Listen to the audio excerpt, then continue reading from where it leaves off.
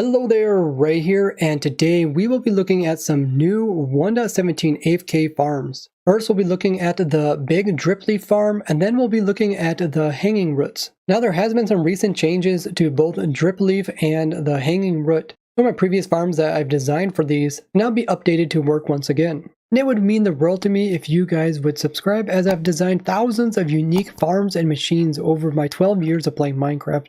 I'd like to share all the different tricks and tips I learned to you guys throughout my years. To get the first big drip leaf, you'll need to first find a watering trader that sells small drip leaf. Then from there you can plant it onto moss block or clay. When you bone mill it, it's going to turn into a big one. Then by breaking any of the blocks, it's going to drop more big drip leaf.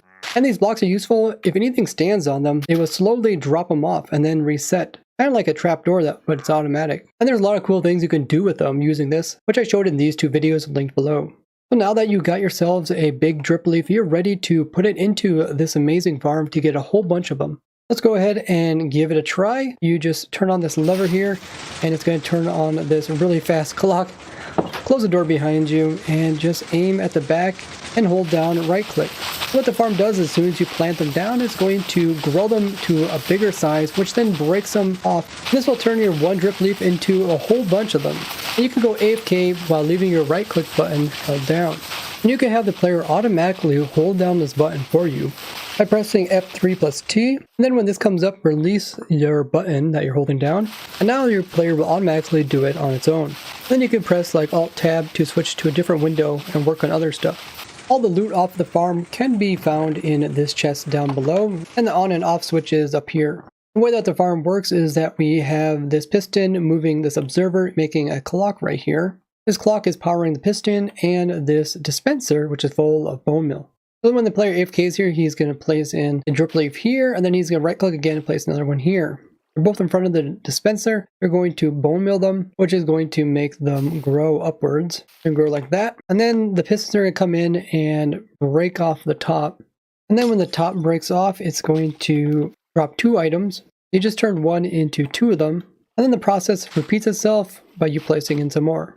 So the farm does take bone meal, which you put in this chest over here. You can make this infinitely automatic, meaning that once you turn it on, it will produce the drip leaf forever. You can do this by hooking this up to compost farms, mob fish farms, or like my fungus wood farm and my moss block farm, both of which produce excess of bone meal, which you can funnel into this farm. I'll have all those linked below. The simpler design here produces around 8,500 drip leaf per hour. So this farm is pretty simple. I'll kind of slowly go around it so you can see how to build it up. Hopefully you can see everything from here. This one I designed for just players AFKing holding down right click, but also designed one for people that want to use like a macro or the fast clicking method, which I showed you guys a while ago, using your keyboard. So in this one, the player uses the maximum distance which he can reach, which is 5 blocks, placing a whole row of them before they get broken off. Very similar to the one above, we also have a very fast clock, which is spamming bone meal and pistons. But where you aim is a little bit different. Let's go ahead and hop into survival. I got the new spyglass to help us aim at the very precise location, as this will slow down your screen and your cursor. But what you want to do is aim on the right hand side of this glass block, and from here you can place in a drip leaf. And if you spam, you can actually place this entire row of 5 drip leaves all at once, and they all get bone mealed, and then they all grow and produce twice as many, and they all get broken off, so it produces a lot more drip leaf per hour than the previous farm. And all the loot will end up in this chest down here. Both farms also have protection for phantoms by having an opaque block above the player, and also by keeping the player secure with a door. Now you can run this fast one also while being AFK. And using the same F3 plus T trick, but you can also use the trick that I showed, where if you switch your controls, so your right click, you change it to a button on your keyboard, it will now put off a whole bunch of signals every time you hold it down. So if we turn on the farm and we get pointed in the correct location, now if we just hold down that button that we set our right click button for, it's going to start spamming a whole bunch of right click actions, which is going to place in blocks extremely fast. They can actually use up all of your drip leaf. I recommend having a stack in your offhand as well as your main hand. Now the F3 T trick won't work when you rebind your mouse keys. You'll need to have a weight held down on that key in order for it to spam click. Using the fast clicking trick, this one produces around 47,500 items per hour. So it does need quite a few hoppers in order to pick them all up. But this design is a little bit more complicated to build, but you should be able to kind of see everything from here if you pause the video. There is a dropper pointing into a dispenser. The bone mill is here in the back with some redstone power the tower system. For the most part, it's all pretty easy to see what's going on.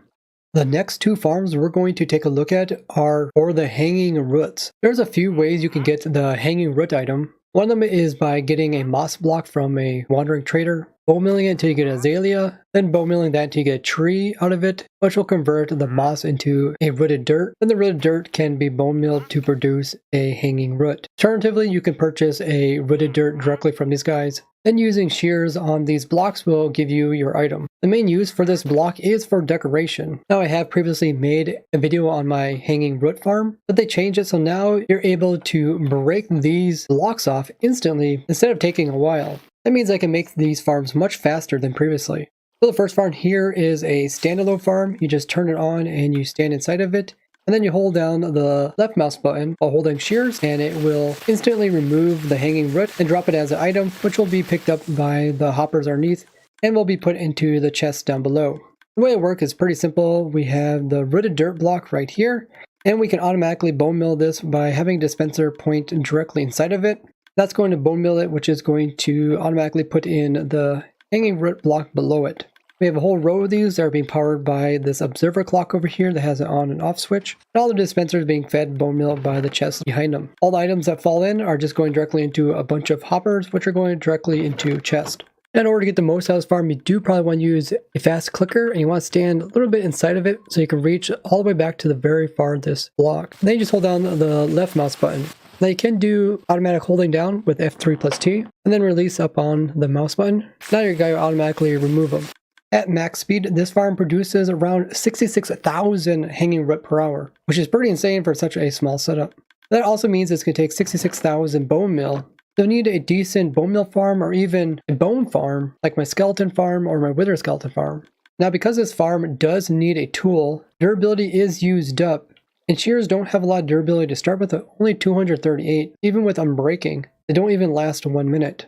So I made another farm that uses a XP source to automatically repair ones that have the mending on them. Having efficiency 5 as enchantment doesn't really help, as the roots are instant break. So this is the exact same farm that I have over there, but I just hooked it up to a pigment portal farm. So if we hop inside of this and turn it on, first thing we want to do is aggro the pigmen. We want to hit them with a snowball. Now they're mad, they'll automatically try to attack the player and end up dying, giving XPs, and you'll see that they're going to start repairing my shears. Now the durability is going up. It doesn't take a lot before it heals them completely. And then you can go inside this farm and hold down your left mouse button, and you can be harvesting these as the pigmen are dying. They're going to constantly be healing your shears as you're using durability up. So with this setup here, it can be infinitely automatic, meaning that once you start it, it can go on forever without any new input. But you have to have a bone mill source automatically filling up these dispensers. The pigment portal farm works like the one in my snowball farm, and in my other farms where we have a bunch of nether portals and the pigmen spawn inside of these. Then we have 2 pigmen very far out, which are name tags so they can't despawn. And they have to be this precise distance between the player and this location so that they can see the player to get mad at him, but they aren't within range. Therefore, they will constantly tell the other pigmen around to get mad at the player instead, and they're going to try to get to the player. So the closest way to do that is by going this direction, and then they think they can walk through these trapdoors, but they're instead are going to walk down into where these mine carts are down here. And there is 24 of them, so anything that falls in there is going to start taking max cramming. And then when they die, they're going to be considered still mad at the player, therefore they're going to drop XPs. And the XP is going to come out of this little hole right here, and it's going to move towards the player and end up right here. The player is just standing right on top of this trapdoor, so close enough so that it can be absorbed by the player. So if I stand here, we'll pick up the XPs. So this allows you to do long AFK sessions without having to constantly give yourself more shears. Now because the pigmen also die, you end up getting their loot down here. Now because these dispensers dispense more bone meal than they can take in from a single hopper, you will need to put in 2 hoppers per dispenser if you want to go for the maximum speed that this can provide. And most likely a setup like that will work fine for most people, but this is for anybody who wants to take farming to the next level.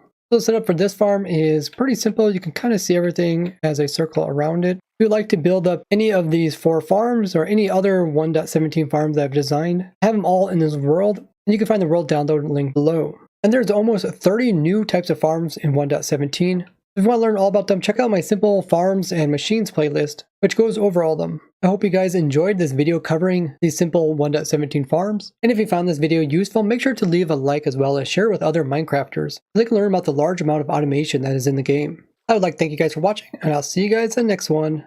Bye-bye!